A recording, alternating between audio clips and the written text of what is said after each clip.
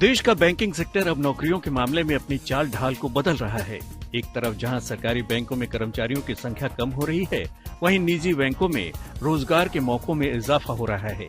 एक रिपोर्ट के मुताबिक बीते 5 वर्षों में सरकारी बैंकों में कर्मचारियों की संख्या में 50,000 से ज्यादा की कमी आई है, जबकि इस मियाद में निजी बैंकों में कर्मचारियों की संख्या 1,13,000 बढ़ गई है।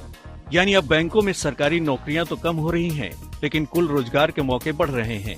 अखिल भारतीय बैंक कर्मचारी संगठन की एक रिपोर्ट के मुताबिक 2018 में 21 सरकारी बैंकों में कुल 8,44,000 कर्मचारी थे, जो 2022 में घटकर 7,94,000 रह गए। इस दौरान अगर देश के अलग अलग सरकारी बैंकों में कर्मचारियों की संख्या में आए बदलाव पर नजर डालें, तो देश के सबसे बड़े बैंक SBI में कर्मचारियों की संख्या में सबसे ज्यादा कमी आई है और यहाँ पर 2,64,000 कर्मचारियों के मुकाबले 19,791 कर्मचारी घटे हैं और अब 2,44,000 ही इसमें काम करते हैं।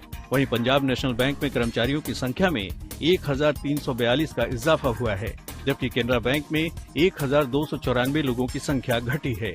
बैंक ऑफ बड़ौदा में कर्मचारियों की संख्या 3,080 घटी है।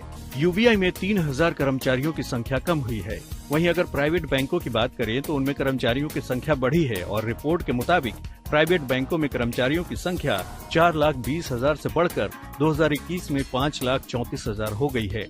प्राइवेट सेक्टर के सबसे बड़े HDFC बैंक में कर्मचारियों की संख्या इस दौरान करीब 21,000 और एक्सिस बैंक में 7,500 बढ़ी है। अनुमान है कि सरकारी बैंकों के निजीकरण और आउटसोर्सिंग से आने वाले समय में कर्मचारियों का ये आंकड़ा और घट सकता है।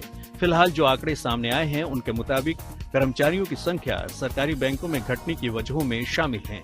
करीब आधा दर्जन सरकारी बैंकों का मर्जर, जिससे ब्रांचों की संख्या कम हुई और कर्मचारियों की संख्या घट गई है। आउटसोर्सिंग के चलते भी सिक्योरिटी गार्ड, सफाई और चतुर्थ श्रेणी के कर्मचारी बैंकों के पे रोल पर नहीं रह गए हैं। साथ ही अब क्लर्क भी आउटसोर्स करने पर विचार हो रहा है। इसके साथ ही बैंकों के निजीकरण से भी घाटे वाली ब्रांच बंद हो रही हैं और आने वाले दिनों में 600 ब्रांच बंद होने से भी कर्मचारी घट सकते हैं। ऐसे में भले ही सरकारी नौकरियों के मौके घट रहे हैं, लेकिन अभी तक कुल रोजगार घटने की जगह बढ़ने का ही आंकड़ा सामने आ रहा है।